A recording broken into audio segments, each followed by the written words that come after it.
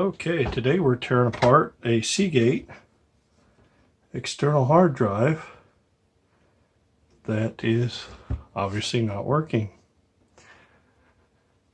I kind of got ahead of y'all. I started to take it apart and thought, hey, maybe somebody would be interested in seeing how one of these things comes apart. And just as well, because it wasn't very easy. So this is an old one, so you probably won't see this kind anymore unless it's bad. And you start off with 4 security screws down there, and none of my security bits would fit. And even after I broke the little centerpiece out of the security bit, or out of the security screw, I just still couldn't get them out. So I took it out to the garage on the drill press, and I just drilled them guys out.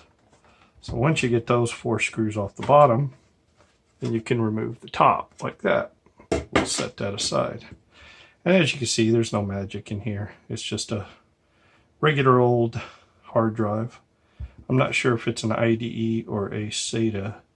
It looks like it's an IDE hard drive, because you can tell that here because it's got master and slave jumper settings, and those were on the old IDE drives.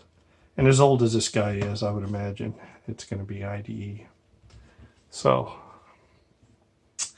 the next thing, again, I got ahead of y'all. There's 4 screws right here that hold this whole metal centerpiece in there. Now once you get those 4 screws out, you can just pull this guy out like that. We'll set that piece of plastic aside. So now, this is about where I stopped and decided to bring you guys on board. So now we'll just go ahead and take these apart. We'll just take out all the screws and shake it until we get to the part that we like, that we're trying to get to. I found that usually works. Just take all the screws and shake it until you get to the part you're trying to replace or fix. So,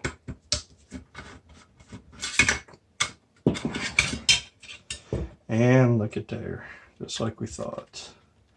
That is an IDE drive, which is a bummer because I was hoping to just put a new SATA drive in there and give it back to the person and let them be able to use it for backup. But such is not the case. So, man, this thing's really in there pretty good. Let's see. Let's try taking these ones out of the bottom here. So as you can see on the bottom here, there's some screws that go into the hard drive, and they got these little rubber cushions, and that's to help keep vibration from affecting the hard drive, and also the vibration of the hard drive to keep it from resonating back onto your desk or whatever and making a noise. This thing did kind of make a little hum when the person had it on their desk.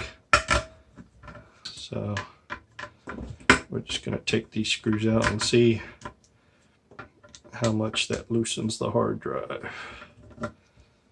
So yeah, it looks like it's pretty loose. Yep. Okay, so I was wondering about these screws because you could get to them through there, but it looks like it's just a metal shield. So we'll just pull that guy out of there. So this is the power, obviously, and then this is the data. Now, if you see one of these cables, actually this isn't one of them, never mind, but on these old IDE drives you had to select master and slave with jumpers, which are these guys right here, and the key that tells you which position to put that jumper based on what you're trying to do is right there. And it'll be on any drive that's an IDE. If you have one of these, if you have a cable like this and there's a hole punched in it, that means it's a cable select cable, and that means that the cable does the selection. You don't have to mess with the jumper, but this is old technology, so you don't have to really learn that unless you're trying to put together some old machine. And this right here is just the interface between USB to IDE.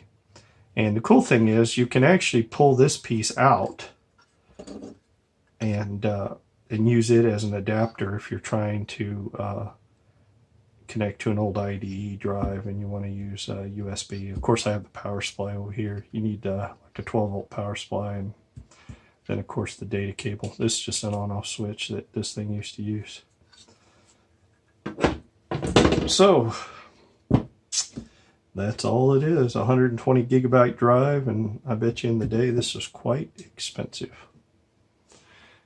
I'm going to try and hook this up to a USB controller I have and see if I can maybe get some data off of it. It wouldn't come up in Windows, but maybe Linux. Maybe it'll work in Linux, so I'm not real hopeful for that. So anyway, we'll give it a try and see.